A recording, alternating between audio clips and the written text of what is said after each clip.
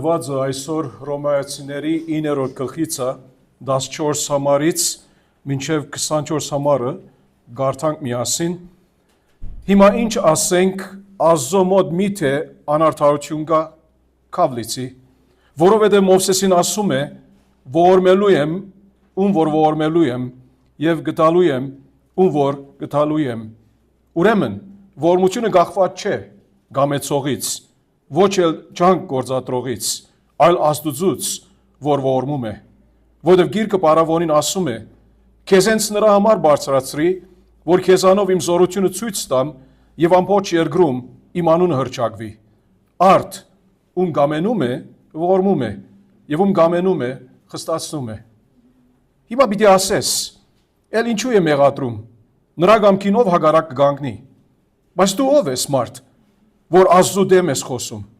Միթե ստեղծվածն իրեն ստեղծողին կարող է ասել ինձ ինչու այդպես ստեղծեցիր։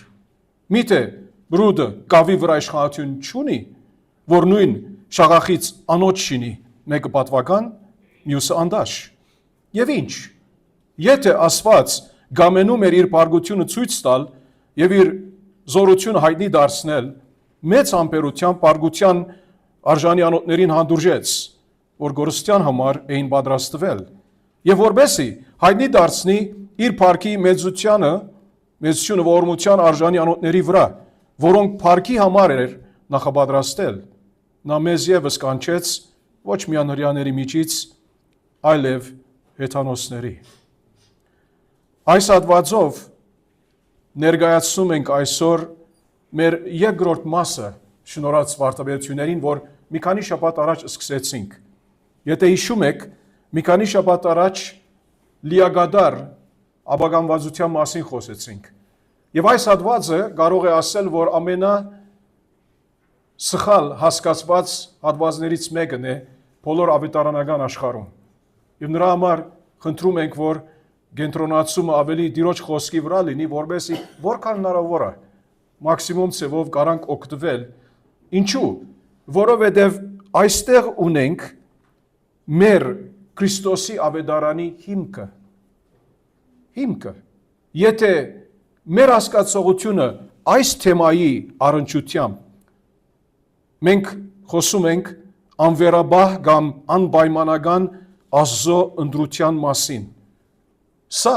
շնորհած վարդապետությունների երկրորդ մասն է 5-ից։ Առաջինը լիագադար աբագանվածությունը մարդ արարածի։ Մարդ արարածը հոգևորապես կորած է մեղքերի մեջ, մեռած է։ Սա հաստատեցինք նախորդ անգամը։ Մարդ արարածը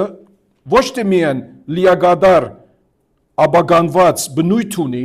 հոգևոր առումով, հապա միևնույն ինք անկարող է, որ ինքզինքը պատրաստի, որ ավետարանը ընդունի, եթե Աստված նախ եւ առաջ, նախքան առաջ ինք շնորհքի գործ չանի նրան սրտում։ Առանց Քրիստոսի այս շնորհած գործին, նրա անվերաբար ընտրության մարդ արարածը չի կարող բրգվել։ Որովհետև ես ու դու առաջ որ ավադացյալ էինք, առաջ որ ապաշխարած էինք, մեղքերի եւ անցանքների մեջ մեռած էինք, թշնամի էինք Աստծո, նրա համար անհույս էինք, մինչև որ Տերը ինք շնորհքի կորզը արեց։ Եվ որովհետև հոգևորապես ամեն մարդ իծն է, ծնած է որպես հոգևորապես մեռած անձ։ Նրա համար է որ գարիք ունի ամեն անհատ, որ Աստծո շնորհով փրկվի։ Եվ սա իրականություն դառնում է Աստծո անվերաբար ընտրության միջոցով։ Նրա համար է որ այս թեման մեր փրկության հասկացողության մեջ կարևոր թեմա է։ Այս թեման սուբկրային թեմա է։ Այս թեման սիրո, աստվածային սիրո արտահայտության թեմա է։ Ոչ թե սատանայական վարդապետություն է, ինչպես որ դժբախտաբար գարկմը ավետարանական գոչված հավատացյալներ այդպես ասում են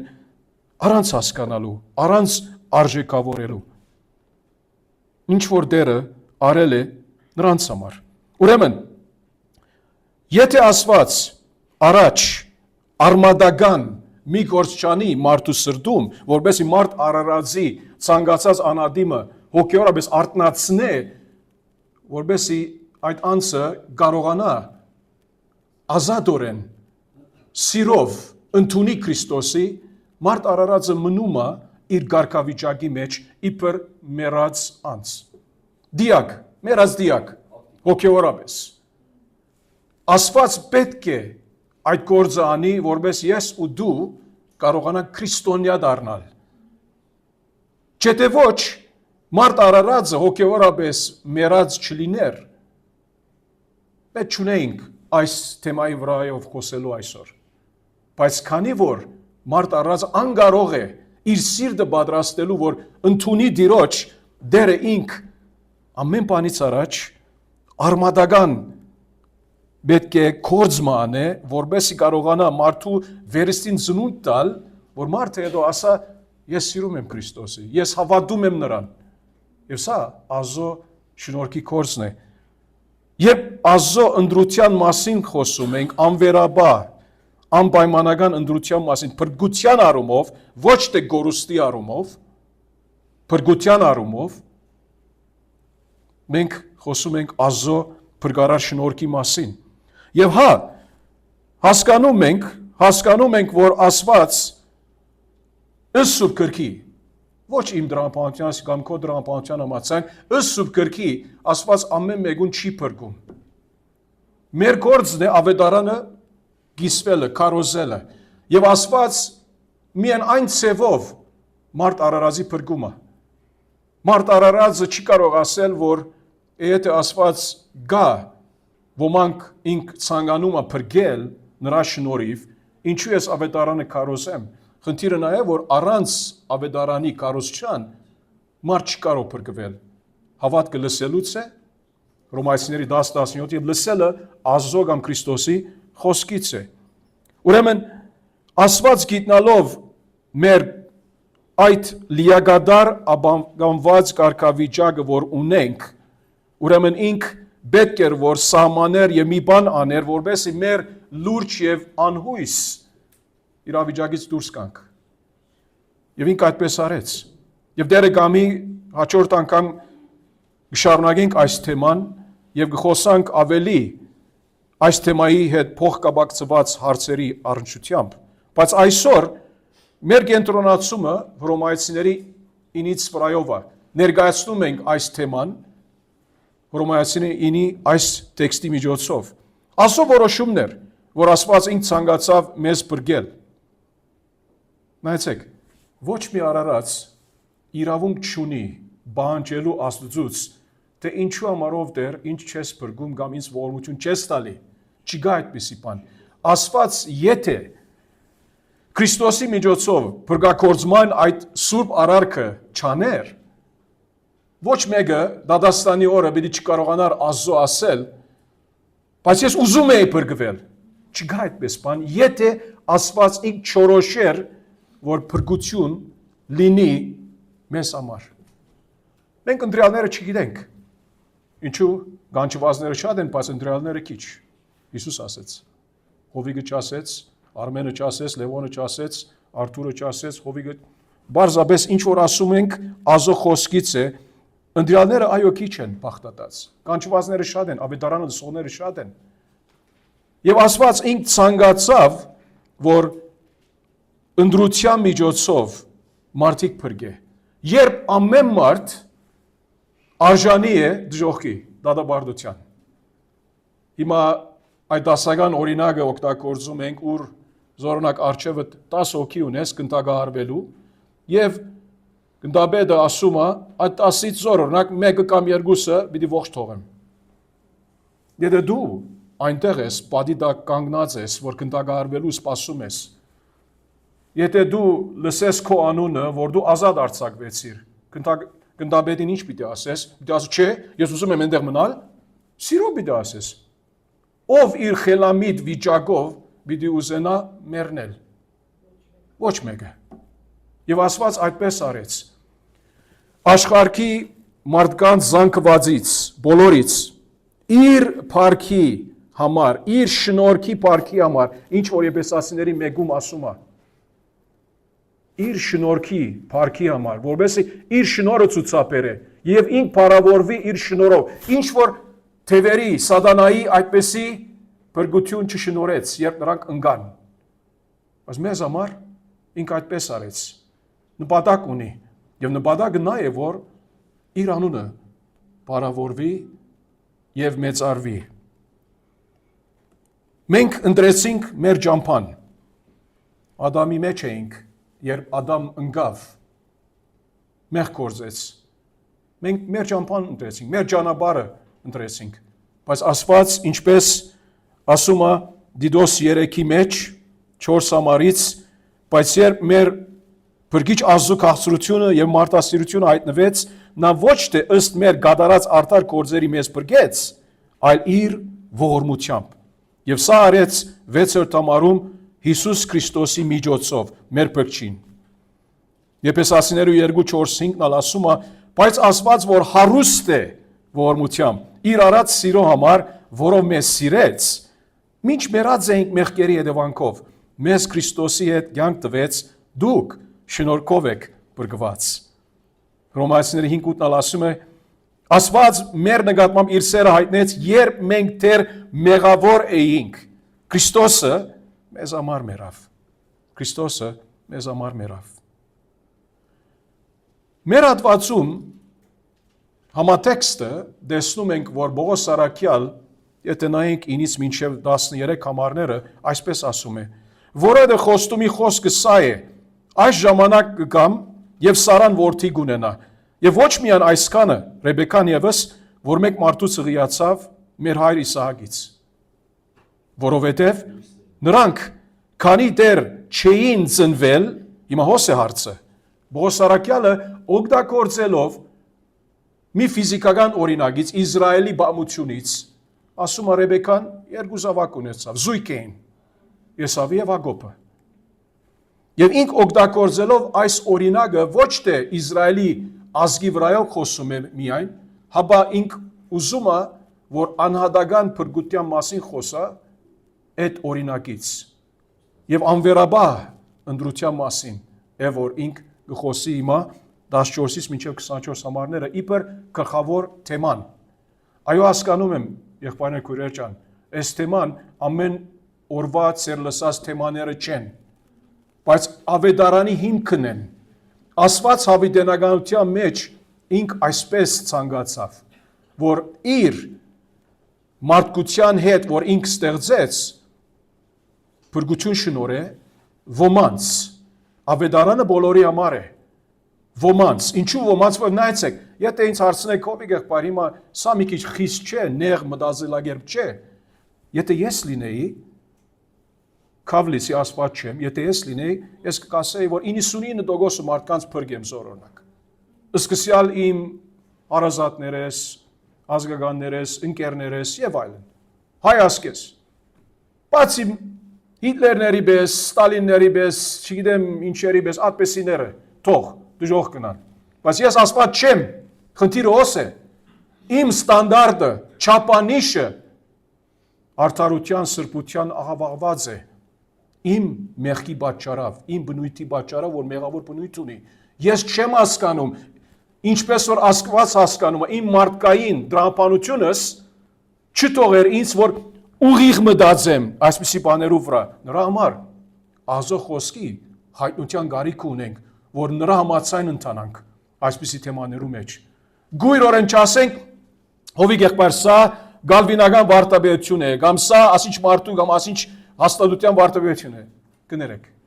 Աստծո խոսքը, որ մի բան ասում է, եւ իմ դրամապանությանս հագարակ գնում է, վերջը ես ու դու պիտի խոնարհվենք Աստծո խոսքին, գիտնալով, որ մեր Աստվածը հավատարիմ է, սուրբ է, արդար է, այո, ողորմած է, սեր է, նրա համար մեր Աստվածը գադարյալ լինելով ինք սխալ որոշումներ չի առնում, նույնիսկ այս անվերաբար ընդրության թեմայի առնչությամբ։ Եվ այստեղ Պողոս Արաքյալը այս օրինակից ասում է, որովհետև նրանք 9:11 Հռոմեացիներում, քանի դեռ չէին ծնվել եւ մի բարի կամ չար գործ չէին արել, որբեսի համաձայն ընդրության ազու ծրագիր հաստատվի։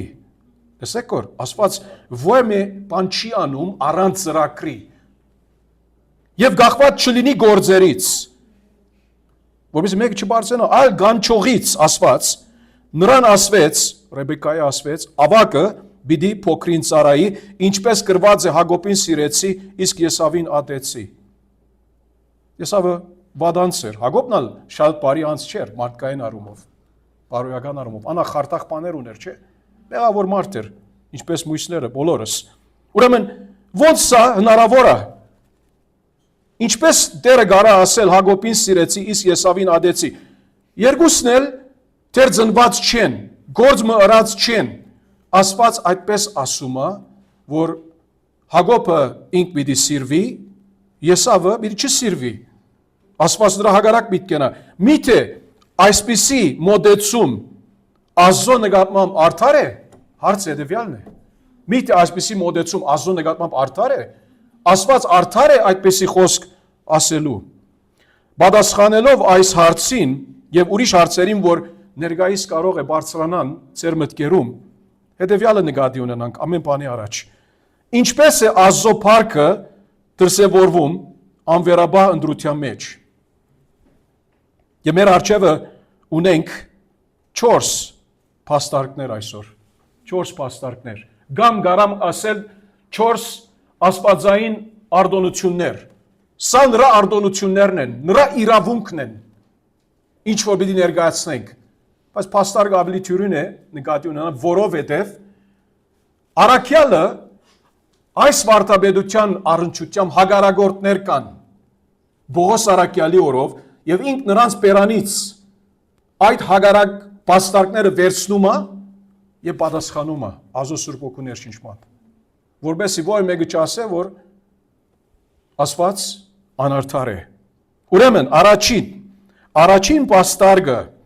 որի միջոցով Աստծո փառքը դրսևորվում է անվերաբար ընդրության մեջ, Աստծո արդարությունն է։ Աստծո արդարությունը ընդրության մեջ։ Նայեցեք 14 համարից մինչև 16 համարը։ Բողոս առաքյալը իհարկե կանխատեսնում է անարդարության մեղադրանքը Աստծո նկատմամբ 11-ից 13 համարներում, ինչ որ կարդացինք։ Ինք հասկանում է սա։ Եվ նրա համար 14 համարից ասում է, սա առաջին հրեդորական հարցն է այստեղ եւ քանի մահատ կա այսպես մեր հատվածում։ Հիմա ինչ ասենք։ Աստծո մոտ միթե անարդարություն կա։ Ինչու որովհետեւ մի քիչ առաջ կարդացինք 11-ից 13 համարները, որ ինչու համար Հակոբը ընտրեց, Եսավը չընտրեց։ Ինչու այդպեսի մոդեցում։ Երկուսն էլ մեղավոր են։ Երկուսն էլ չծնված, կորձեր չրած, ինչու այդ մեկը եւ ոչ մյուսը։ Քուրեր եղբայրներ ջան, Աստծո խոսքը երբեք իր ընտրյալների համար պատասխան չի տալի, թե ինչու մեկը ընտրված է, մյուսը ոչ։ Սրանից առաջ կարելի ասած եմ, ուրեմն մի անգամ մեկը մոդիգացավ անգլիացի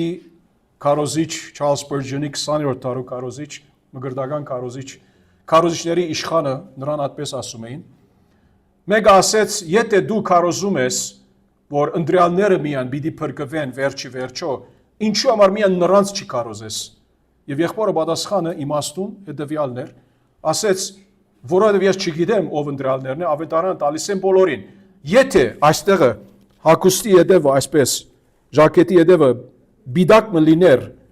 օրինակ գլխավոր ըտ գիրը, հայերենով օրինակ, ընտրություն, ընտրյալ, այդպես լավ, բայց չկա այդպես բան, նրա համար ավետարանը բոլորին է։ Հիմա ինչ ասենք, Աստծո մոտ միթե անարդարություն կա, պատասխանը ինչ է Բողոս առաքյալի, քավլիցի։ Այսինքն, գադակ ես անում, մի խոսքով, որովհետև Մովսեսին ասում է, ողորմելու եմ, ում որ ողորմելու եմ, եւ կտալու եմ, ում որ կտալու եմ։ Ելից 33:19-ից հղում եղած է։ Ուրեմն ողորմությունը գախված չէ գամեցողից, ոչ էլ ճանք գործադրողից, այլ Աստուծուց, որ ողորմում է։ Միթե ասված ինքնագամ է, գամայական է, անարդար է, ոչ։ Բողոս առաքյալը ասում է, առաքյալը ասում է, հիմա ինչ ասենք, Աստծո մոտ միթե անարդարություն կա, նրա համար ասում ենք, մեր առաջին այստեղը լրացումը գլխավոր մտքին, փաստարկը առաջին, հետևյալն է Աստծո արդարությունը ընդրության մեջ։ Ամեն բանի առաջ Պողոս Սարակյալ այդ թեմայով զբաղվում է, որ դու հարց տալիս ես, որ միթե Աստված արդար է, երբ ինք այդ բոլոր մարդկային զանգվածից ոմանք վերցնում է իր փառքի շնորհքի համար եւ միայն ոմանք փրկում է։ Ինչու՞։ Սուրբգիրքը երբեք չի ասում ինչու։ Ինձ եւ քեզ ասելով, որ ես քեզ ընտրեցի, ես պատճառ եմ այդ պատճառը։ Ոչ, ասում է, որ իր շնորհի փառքի ճոխության համար։ Միայն այնքան։ Ուրիշ տեղեր Աստծո խոսքը ասում է հետևյալը 2 Մնացորդաց 19:7 հաստատելով Աստծո արդարությունը, ուրեմն Տիրոջ երկյուղը թող ցեզ վրա լինի, գործեք զգուշությամբ, որովհետև մեր Տեր Աստծու մոտ անիրավություն, աչարություն եւ գաշարագերություն չկա։ Նմանապես Հռոմայացիներ 2:11 ասում է, որովհետև Աստծու մոտ աչարություն չկա։ Ուրեմն բացարձակապես Աստծու մոտ անարդարություն չկա։ Ուրեմն ինչու համար Հակոբի ընտրեց եւ ոչ Եսավի։ Միթե սրա մեջ աչարություն չենք տեսնում, ոչ։ Ինչու, որովհետև հարցը կապված է նրա ողորմություն տալու հետ, որովհետև ոչ մի անձ չի արժում ողորմությունը ստանա։ Մի կարծեր, որ ես կամ դու երբեք Աստծո ողորմության արժանի ենք, ոչ մի նույնիսկ սանտիմը, ոչ մի նույնիսկ մի դրամը այդ հասկացողությամբ։ Եթե ոչ մեկ ադեմ փորձվեք, փորձության մասին խոսում ենք, վայ ինչ լավ անց եմ ես, միշտ եկեղեցի գնում եմ, իմ բաժինս անում եմ, ծառայում եմ, Տիրոջ նվիրատությունս անում եմ սրտաօժար, այս անում եմ, այն անում եմ, ոչ մի ցևով, ոչ մեկ անց, ամենաբարիից մինչև ամենանվազ բարին այս աշխարհում իբր չփրկված բարի անց, որ ամենքն բարի չկա, ոչ մեկը չկա, առաքյալը ասում է Հռոմայացիներ 3-ում, նրանք չեն կարող ասել, որ ես Աստծո ողորմության արժանի եմ։ Ուրեմն ինչու համար առաքյալը ասում է, որ Աստծո մոտ անարդարություն կա, Քավլիցի ոչ ասում է, որովհետև դալիս է, որովհետև Մովսեսին ասում է, ողորմելու եմ ում որ ողորմելու եմ եւ գտալու եմ ում որ գտալու եմ։ Սա իմ գործս է ասում Աստված, ուրեմն ողորմությունը գաղփած չէ գամեցողից։ Դու եթե ասես, հա բայց ես ուզեցի։ Եթե դու ուզում ես սրտանց Աստծո հավատալ, լսել որ Աստված իր շնորհով աշխատում է քո մեջ։ Նրա համար դու ուզում ես հավատալ։ Չէ՞ թե ոչ, եթե Աստված չաշխատի, դու մնում ես, ես մնում եմ իբր ոչ հավատացյալներ իմ մեղավոր ընթացքում եւ այդպես ալ շարունակում եմ եւ դադաստանի օրը երբեք ոչ մի անձ դևերը ոչ մի ցեվով թևերը մի չասեն որ ինչու համար մեզ բրգության միջոց չդվեցիր որ մենք կարողանանք հնարավորություն ունենալ ապաշխարելու եւ դժոխքից փախչելու։ Նույնպես մարդ արարածն ալ պիտի չկարողանա ասել ես եթե ընդրաններից լինեի ես կապաշխարեի։ Այդպիսի բան պիտի չլինի 100%-ով Սուրբ Գրքի համաձայն։ Ուրեմն ողորմությունը գաղված չէ գամեցողից, ոչ էլ ջանք գործադրողից, այլ Աստծուց, որ ողորմում է։ Նորից ասենք, թե Եսավը եւ թե Հակոբը երկուսն էլ մեղավորներ էին եւ Աստծո ընտրության մեջ Աստված ընտրեց ցուցաբերեց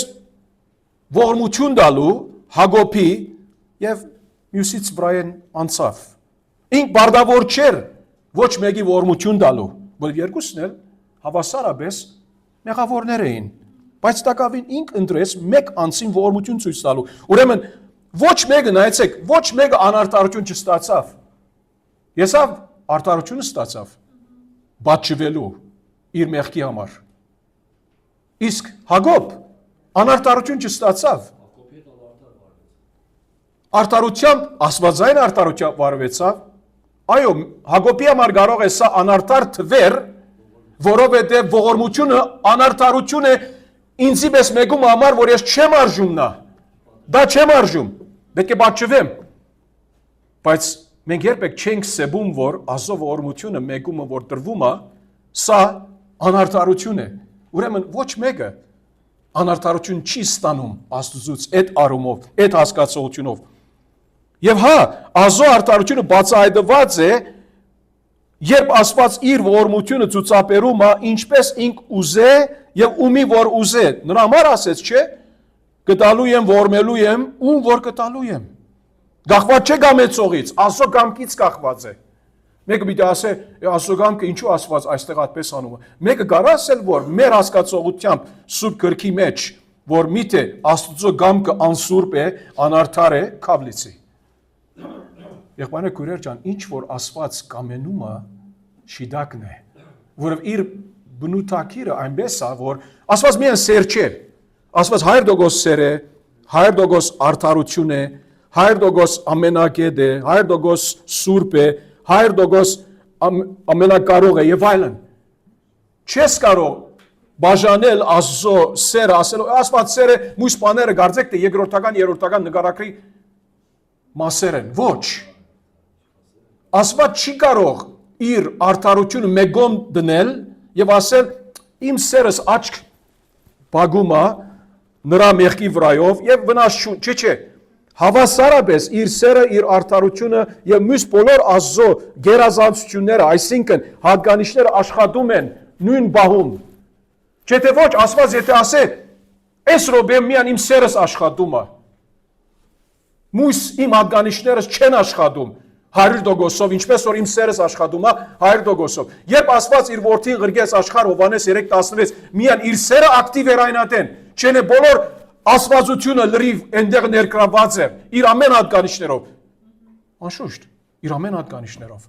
Չէ թե ոչ, Աստված լինել է գթատարի, կավլիցի։ Պատկերացրեք մի րոպե, որ Աստված ասե, ես հիմա միայն սիրով, այո, սիրով իր սերը եւ դրսեւորումը այդ համարում, սա չի նշանակում, որ մնացած հատկանիշները ակտիվ չեն գործում։ Լրիվ այնտեղ են, լրիվ ամեն ատեն։ Ոչ մեկ չի ստանում անարդարություն Աստծո ընտրության նկատմամբ։ Որտեւ սուրբ քրային սահմանումը ողորմության սա է։ Ինչ է սահմանումը սուրբ քրային ողորմության։ Նայեցեք, ելի գարտանք 15, ողորմելու եմ ում որ ողորմելու եմ եւ գտալու եմ ում որ գտալու եմ։ Ուրեմն ողորմությունը գաղված չէ գամեցողից, ոչ էլ չան կորզատրողից, այլ Աստծուց որ ողորմում է։ 15-16 համարները սահմանում են սուրբ քրային սահմանումը որոշ այդ ողորմության մասին։ Այստեղ է բացատրությունը, ինչ ցել է ողորմություն։ Իմ հասկացողությամբ չէ, Սուրբ Գրքի հասկացողությամբ է։ Աստված չի կարող անարդար լինել, քանի որ արդարությունը կնշանակե մեղավորներին դալ այն, ինչ նրանք արժանի են։ Այսինքն դատավարություն։ Բայց Աստծո ընտրությունը ողորմություն է, ոչ թե անարդարություն։ Ուրեմն առաջին փաստարկը, որի միջոցով Աստծո փառքը դրսևորվում է,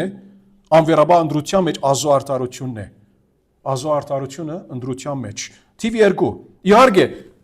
սա Աստծո փառքի համար է։ Աստծո փառքը գովաբանում է։ 2։ Աստծո գերիշխանությունը ընտրության մեջ, ինչպես այնտեղ ունենք։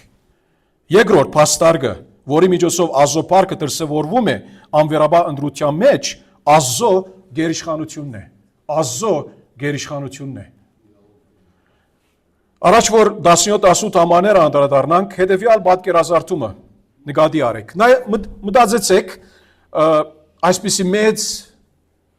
որբանոցի վրայով։ Պատկերացրեք մեծ որբանոցը, ուր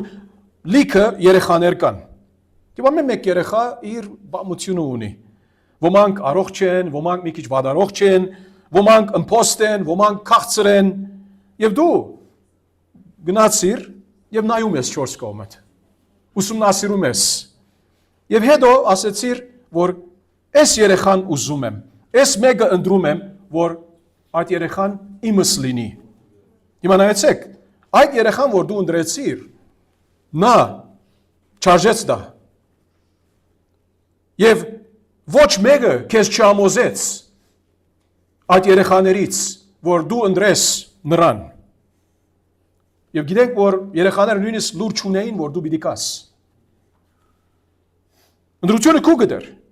Եվ սա իհարկե փխում է քո սիրուցը եւ նպատակիդ։ Եվ ճիշտ այստեղ է, որ Աստծո անվերաբար ընտրությունը նույնն է։ Աստված հավիտենականությունից, աշխարհի հիմնադրությունից առաջ նայեցավ ոչ թե մեր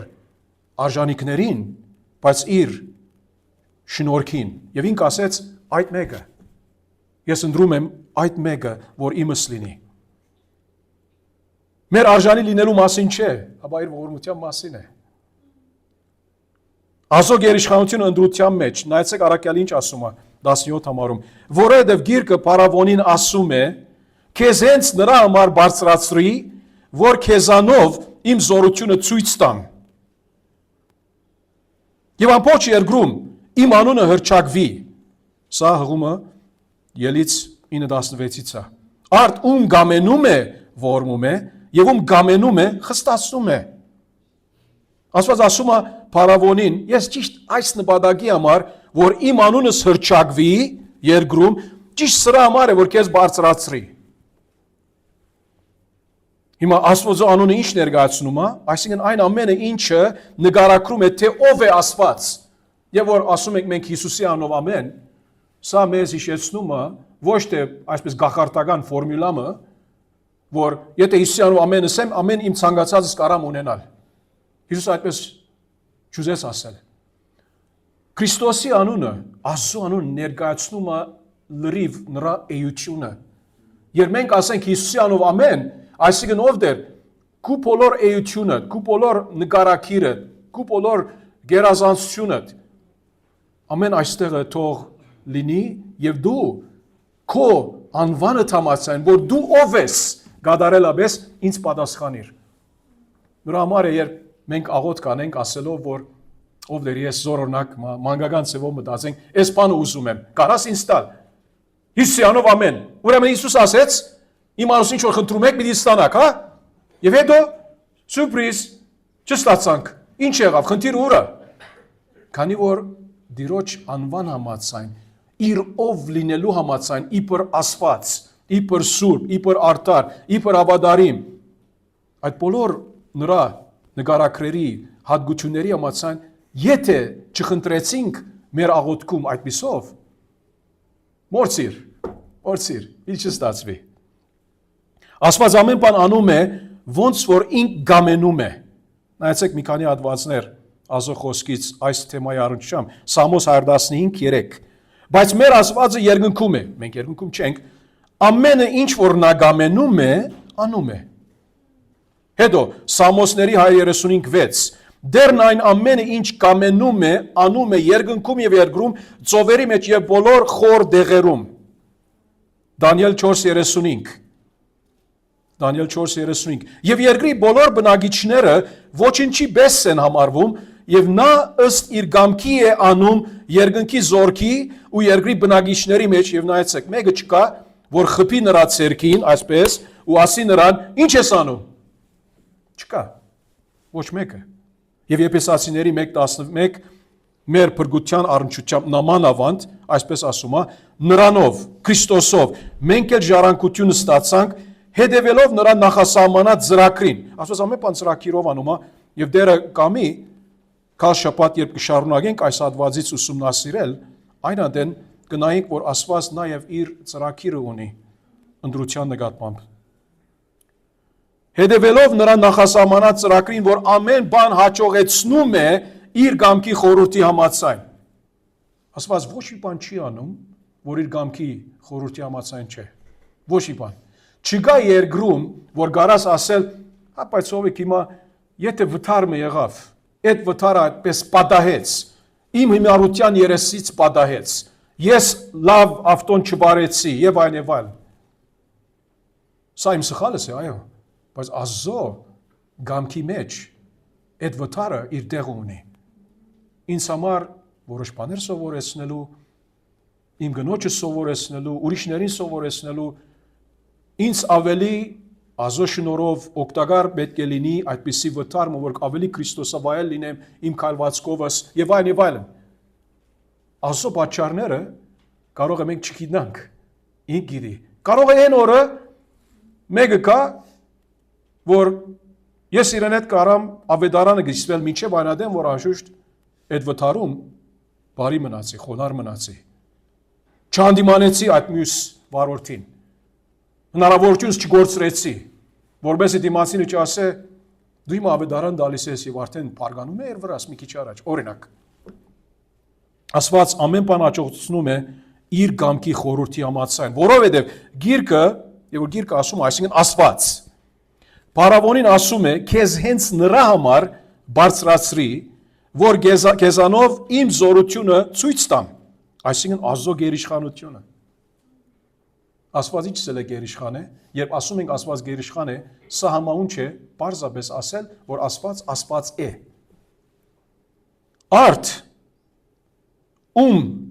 գամենում է, ողորմում է։ Ես քեզ բարձրացրեցի, որ ցույց տամ, ասում է, իմ զորությունը քեզանով, եւ ամբողջ երկրում իմ անունը հռչակվի, արդ ում գամենում է, ողորմում է, եւ ում գամենում է, խստացնում է։ Հիմա սա Աստծո ընդրության մասին խոսի, էլի։ Եվ ոչ թե միայն սա, հաբա Աստծո գերիշխան ընդրության, ինչու որտեղ ում ին կամենում է։ Ուրեմն գոբեկի մյուս կողմը, սա այո, ինձ համար եղբայրեք ուրեր ջան, մի կարծեք, որ թյուրին է ասել այս բաները։ Ձեզ ասած եմ սրանից առաջ։ Հարազատներ ունեմ, որ թեր բրգված չեն։ Եվ եթե կարծում եք, որ նրանց համար երբեմն աղերսով դիրոջը արչև եւ լացով դիրոջը արչև չեմ աղոթում նրա, որ իրենք բրգվեն, սխալ եք։ Բայց Աստծո խոսքն է սա, պետք է խոնարհվեմ Աստծո խոսքի արչև, հարգեմ Աստծո խոսքը, հավատամ Աստծո խոսքին եւ այո, իմ բարդականությունս է ավետարանեմ։ Սուրբ Գիրքը երբեք չի ասում, որ դու պետք չունես ավետարանելու, որովհետեւ ընտրյալները կան, այդ ծայրահեղ քաղաքարը շատ քիչերի մոտ կա։ Եթե ընտրյալները կան, պետք չունես ուրեմն դու ավետարանում, Աստված ինքը գերիշխան է, չէ՞, ընտրության մեջ։ Ինքը պիտի անի ինչ որ ուզում է անի, ինքը պիտի ողորմի, ինչպես որ ուզում է ողորմի։ Այդպես Սուրբ Գիրքը չի սովորեցնում մեզ։ Սուրբ Գիրքը սովորեցնում է զուգահեռ առումով, որ մենք պետք է ավետարանը կարոզենք բոլորին, աշխարհի ծայրերը գնանք ավետարանը կարոզելու համար, աշակերտելու համար։ Սա Աստծո խոսքի բادվերն է, հավասարապես։ Նայեցեք, թե Մովսես, թե Փարավոն երկուսն էլ մեղավորներ էին եւ ոճրակորցներ։ Երկուսն էլ հավասար էին պատիժի։ Եվ Աստված սպարեց, այսինքն թողեց մեկ հատը Մովսեսը իր ողորմությունը ցուցաբերեց նրան եւ բաճեց մյուսին իր մեղքերի համար եւ այսպիսով նրա սիրտը գարձացրեց այդ բոլոր հրաշքներով, որ ինք ուղարկեց Եգիպտոսի վրա։ Հիմա մարդիկ երբեմն հարց տալիս են, ինչ ասել է Աստված Փարավոնին, այստեղ ինչպես ասում է 18-րդ մարում, խստացնում է, ինչ որ նրա խստացրեց։ Ինչ ասել է խստացրեց։ Միթե սա նշանակում է, որ Աստված ակտիվորեն մեգումը սրդում չարը ստեղծում է, ոչ։ Ոչ ալինք Փարավոնի հետ այդպես արեց։ Փարավոն արդեն ինք անավատ մարդ էր, չար մարդ էր։ Եվ Աստված ուղարկելով, եթե գարտակ ելից գրքում, մի քանի անգամ նշված է, որ Աստված նրա սիրտը խստացրեց, ուրիշ տեղերը ասում է, որ Փարավոն նրա սիրտը խստացրեց։ Երկուսն էլ շիտակ են։ Փարավոն արդեն իր սիրտը խիստ էր, չէր ուզում թողնել, առաջին հանդիպումից։ Հետո արդեն Աստված է պատիժներ ուղարկեց,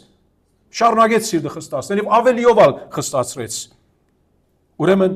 նույն ավետարանը, որ ոմանց սիրտը կարա փոխել, ուրիշներու սիրտը կարա խստացնել։ Եվ Աստծո ողորմությունն է, որ միայն այդ խստացումը կարա բարադել այնտեղից, կանտել այդ խստացումը, որովհետեւ մեկը իր ազատ կամքով ասե, ով դեր ես հիմա տեսնում եմ քեզ, ուզում եմ քեզ հետ քայլել, ապրել քեզ համար, ծառայել քեզ, դու այսօր որ հոս ես, Քրիստոսի պատկանում ես, դու այսօր որ հոս ես, ասած ես նրա, սրտանց, Աստծո ողորմությունը ընդունելը արգա է մինչև այսօր, եւ խնդիրը քոննա իմնա, եթե մերժենք դա, Աստուծուն չէ, հանցանք չեն կարող գտնել,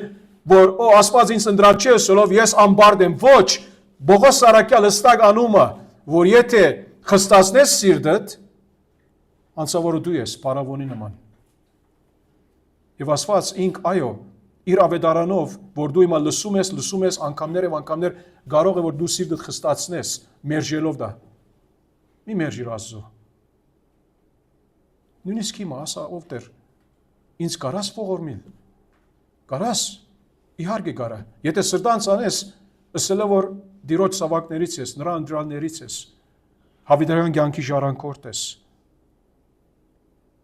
Երբ 4:21-ում ասում է Տերը ասաց Մովսեսին, երբ վերադառնաս գնաս Եգիպտոս, նայիր, որ փարավոնի առաջ անես այն բոլոր հրաշքները, որոնք անելը ես քեզ տվեցի։ Եվ խստացիր կդարձնեմ նրան, եւ նա ժողովրդին բաց չի թողնի։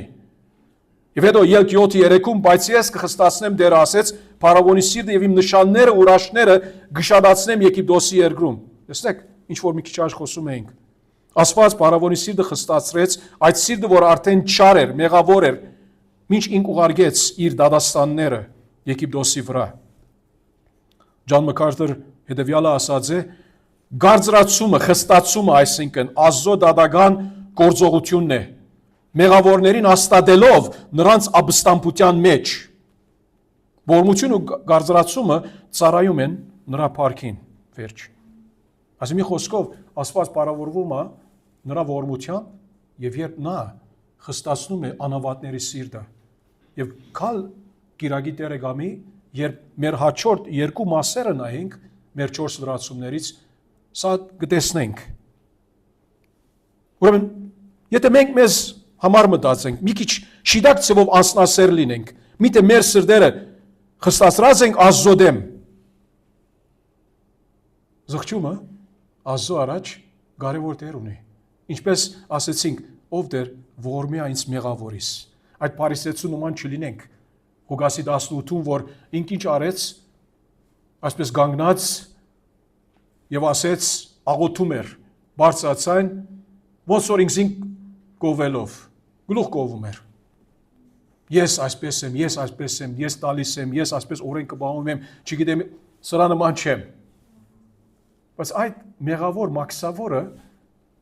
ինք գոդրվեց Տիրոջ առաջ, եւ մենք պետք է գոդրվենք Տիրոջ առաջ խոստովանությունով։ Ինչու որովհետեւ միայն ճշմարիտ խոստովանությամբ եւ ապաշխարությամբ է, որ մենք կարանք Աստծո ողորմությունը ընդունել, այդ ողորմությունը, որ արգա է իր ընտրյալների համար։ Եվ հարցը հետեւյալն է. դու ցանկանում ես Աստծո ընտրյալներից լինել։ Ես չեմ ասում, որ Աստված ինչ որ իր հավիտենականության մեջ որոշած է, այսօր ինքը կարա փոխել, չէ։ Բայց եթե դու հավատաս, կբացահայտես, կվավերացնես, այն ճշմարտությունը, որ դու էլ Աստծո ընտրյալներից ես։ Հավատա Տեր Հիսուս Քրիստոսի եւ պիտի փրկվես։ Կորս 16:31 հավատում ես Տեր Հիսուս Քրիստոսի։ Սա քո բարդագությունն է, իմ բարդագությունն է, հավատալը Տեր Հիսուս Քրիստոսի։ Աստծո անվերաբար հնդրությունը սա նրա գործն է։ Մենք նրա հետ խառնվելիք չունենք։ Ոչ մեկերնից ոչ մի բան չի անում, որ նպաստի Աստծո հավիտենական նախասահմանության կամ ընտրության։ Եվ այո, Աստծո գերիշխանությունն էլ ոչ թե միայն իր արդարությունը, Աստծո գերիշխանությունն էլ ընտրության մեջ, որ Աստված ինք գերիշխան է, ինք դալիս է ողորմություն ումի որ ուզում է։ Սա էլ Աստծո փառքը նպաստում է եւ գովապանում է։ Եվ մենք ուզում ենք, որ միջ մենք խոնարհվենք նրա առջև ապաշխարությամբ, մենք նպաստենք Աստծո փառքին, որ Աստված փառք ստանա, երբ մի անցմի եւս ապաշխարի ճշմարտապես։ Նրա համար մեր գործը ինչ է, իբր հավատացյալներ։ Ուրիշներին խրախուսեն Քրիստոսի դառնան։ Նորից ասեմ, եղբայրներ քույրեր ջան, ինձ համար մեծ ցավ է, որ իմ սիրելիներից տակավին կան ոմանք, որ չեն ապաշխարած։ Այո, չեմ կարող ասել, որ ամեն անց որ ծանոթ եմ, ցանկանում եմ հավասար ծևով, հավասարապես, ինչպես որ ուրիշ սիրելիներ, որ նույնը իրենք էլ ապաշխարեն։ Այո, ուզում եմ, բայց անգամ որ մարդիկ ջանցած եմ կյանքի ընթացքում, ոմանք որ մոռացել եմ նույնիսկ, որ տակավին կարող է անապաշխար են, կարող է ժամանակին նրանց իբր հովիվ աղոթում էի տարիներ առաջ 10, 20, 30 ավելի է։ Պողոս առաքյալը 9-րդ գլխի սկիզբը ասում է. ճշմարիտ եմ ասում Քրիստոսով եւ սուտ չեմ ասում։ Խիղճս էլ ինձ Սուրբ Օգով վկայում, որ դրդմությունս մեծ է, իսկ սրտիս ցավը անհատնում։ Գցանկանայի ես ինքս Քրիստոսից նզոված լինել իմ եղբայրների ու ըստ մարմնի իմ ազգագիցների համար։ Եսեք ինչ ասում է առաքյալը։ Այսինքն ինքը ասում է, որ նայեցեք, Երանի եթե ծև մը լիներ, ես նզոված լինեի, որ իրենք կարողանային Աստծո փառքին հասնել, կընդունեի, բայց ինք գիտի, որ այդպես հնարավոր չի պատահի, որ ինք ընտրյալներից է։ Եվ հետո 10-րդ գլխի սկիզբը, եղբայրներ, իմ սրտի փափակը եւ աղոթքը Աստծուն նրանց համար են, որբեսի փրկվեն, Իսրայելի ժողովրդի մասին խոսում է։ Առաքյալը այս թեման անում է 14-ից 24 համարները եւ 9 գլխի սկիզբ եւ 10 գլխի սկիզբը արդեն ինք ավետարանի մասին, ապաշխարության մասին, իր սրտի ցավի մասին խոսում է։ Տեսնում եք ինչպես ինք այդ համաչափությունը շիդակցը բահում է Աստծո գերիշխան ընտրության, Աստծո արդար ընտրության եւ իր փափակը, իր աղոթքը, որբեսի նրանք ապաշխարեն։ Թող դերը դա, որ մենք այս մոդեցումով ընթանանք, որ մենք մեր սիրելիների համար, մեր ասկագիցների համար ցավ քաշենք, գիտնալով, որ Աստված ինք կարող է փրկել, գերիշխան է փրկության մեջ ինչ ասել է իր ընտրությունով, եւ Աստված անարդար չէ, ասել է, որ ինք կարող է, եւ ասում ենք, որ Աստված գերիշխան է փրկության մեջ, ընտրության մեջ, փրկության նկատմամբ, ուրեմն սրո Աստված կարող է, չկա ոչ մի սիրտ, որ չի կարող ինք բացել, փրկել, եւ այդ վստահությամբ, որովհետև Աստծո անվերաբար ընտրության վարտաբերությունը մեզ այդ քաջալերությունը տալիս է, այդ խրախուսանքը տալիս է, որ ոչ մի սիրտ չի գա, որ Աստված չի կարող փոխել, որով ինք, եթե ցանկանում է ողորմի, այդ անձը գարա Աստծո ողորմությունը ստանալ։ Տերը դա, որ ճշմարտությունները մեր մտքերում, մեր սրտերում հանգչեն այնպիսի ձևով, որ տեսնենք Աստծո փառքը, որտեղ բոլոր նպատակը, ինչպես ասեցինք, հետևյալն է, Աստծո փառքը ընտրության մեջ։ Եվ սա ասելով, մենք տեսանք երկու լրացումներ կամ գետեր, տեսանք Աստծո արդարությունը ընտրության մեջ 14-16 համարներու մեջ, եւ հետո տեսանք 17-ից 18 համարները Աստծո գերիշխանությունը ընտրության մեջ, եւ Տերը կամի կալ գիրակի գշարունակենք մնացած մաս, աղոթենք։ Սիրելի Հայր, շնորհակալ ենք անգամ միևս քո ճշմարտության համար, խնդրում ենք Տեր, թող չի լինի, որ մեր մեջ ոչ մեկը կա այս առավոտ, որ դակավին Տեր Հիսուս Քրիստոսը Դեր եւ Փրկիչ դակավին ընդունած չէ, ով Տեր այդպիսի սրտերը դու կարող ես միայն բացել։ Մենք որքանալ խոսենք, որքանալ չանանք համոզել, Սուրբ Հոգիի գործն է, որ Սուրբ Հոգին ինք կարող է սա անել։ Վստահում ենք քեզ, վստահում ենք քո Սուրբ Հոգուդ, Տեր Հիսուս, դու օգնիր նաև մեզալ հավատացյալներիս, որ կարողանանք մեր բաժինը անել ավետարանչությամբ, հոգիներու համար աղոթելով, որբեսի նրանցից, երբ որ շատեր քան քեզ փառավորեն քո անունը, հասկանալով, որ դու արդեն նրանց մեջ աշխատել ես, հավիտենականությունից ընտրել ես, որբեսի նրանք էլ քոնը լինեն քո փառքի հռչակման համար։ Շնորհակալ ենք, Տեր Սյանով խնդրում ենք, ամեն։